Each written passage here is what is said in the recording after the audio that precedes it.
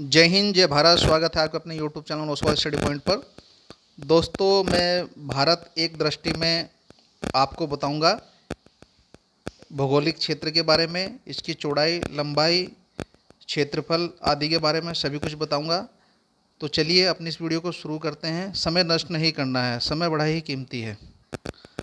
भारत देश, भारत को अन्य नामों से भी जाना जाता है। आर्यव्रत, जम्बूद्वीप, भारतवर्ष, हिंदुस्तान, इंडिया आदि नामों से भारत को जाना जाता है। राजधानी इसकी नई दिल्ली। भौगोलिक अगर स्थिति देखा जाए तो उत्तरी गोलार्ध में अवस्थित है भारत। अक्षांशीय विस्तार 8 डिग्री 4 मिनट उत्तरी अक्षांश से, 37 डिग्री 6 मिनट उत्तरी अक्षांश से। देशांतरीय विस्तार कितना होगा? 68 डिग्री 7 मिनट पूर्वी देशांतर से, 97 डिग्री 25 मिनट पूर्वी देशांतर। ज्यामितीय आकार यानी कि आकार कैसा इसका? चतुष्कोणीय आकार है। मानक समय, मानक समय यानी कि 82 हाफ पूर्वी देशांतर इलाहाबाद के समीप, यानी कि 82.5 पूर्वी देशांतर इलाहाबाद के समीप। मिर्ज़ापुर का समय ग्रीनविच माध्य समय से 5 घंटे 30 मिनट आगे। 82.5 डिग्री पूर्वी देशांतर भारत के 5 राज्यों, किसको? उत्तर प्रदेश, मध्य प्रदेश, छत्तीसगढ़, उड़ीसा एवं आंध्र प्रदेश से होकर गुजरती है। मानक समय रेखा।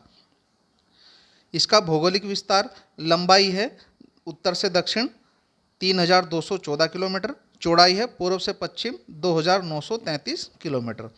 स्थलीय सीमा की बात करें तो 15,106.7 किलोमीटर। जलीय सीमा हो जाएगी 7,516.6 किलोमीटर। प्रादेशिक जल सीमा समुद्र तट से 12 समुद्री मील तक है, ये भी आप याद रखेंगे।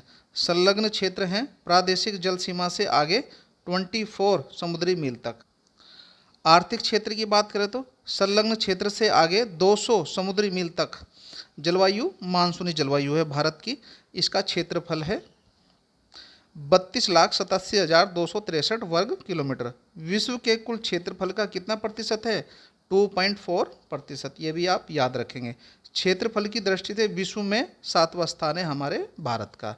कुल जनसंख्या 1,21,08,54,977 विश्व की कुल जनसंख्या का 17.5% है।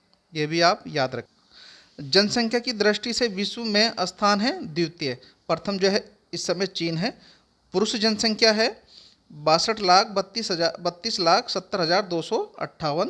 ये भी आप याद रखेंगे। महिला जनसंख्या है इसमें 58,75,84,719। ग्रामीण जनसंख्या है 83.37 करोड़, यानी कि 68.8%। ये भी आप याद रखेंगे। शहरी जनसंख्या हो जाएगी 37.71 करोड़, यानी कि 31.16%। दशकीय जनसंख्या वृद्धि दर बात करें तो 17.64%, यानी 2001-2011 की जनगणना के अनुसार। लिंगानुपात है हमारे भारत का 943 प्रति 1000 पुरुषों पर। शिशु लिंगानुपात है 918 प्रति 1000 पुरुषों पर। जनसंख्या घनत्व है 382 व्यक्ति वर्ग किलोमीटर। कुल साक्षरता है 74.0%। पुरुष साक्षरता है 82.14%। महिला साक्षरता दर है हमारे भारत की 65.47%। अनुसूचित जाति जनसंख्या कितनी हो जाएगी?